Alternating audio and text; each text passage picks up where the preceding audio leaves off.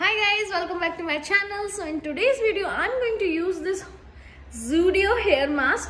ये मैंने Zudio से लिया था. जब मैं Zudio गई थी तो मैंने देखा कि ये बहुत ही अच्छा लगा मुझे, तो मैंने सोचा क्यों ना कि एक हेयर मास्क जो कि ऑलरेडी बना हुआ है उसको ट्राई किया जाए, क्योंकि मोस्ट ऑफ टाइम मैं हमेशा खुद बनाती हूँ या फिर ऑनलाइन सर्च करती हूँ. But this was actually looking very nice and mask जो भी इसके अंदर जो भी डला हुआ है वो सब कुछ मैंने पढ़ा, अच्छे से पढ़ा और मैंने इसको लिया. और ये ओनली 99 रुपीज़ का है guys, it's not that expensive, तो आप ले सकते हैं इसको.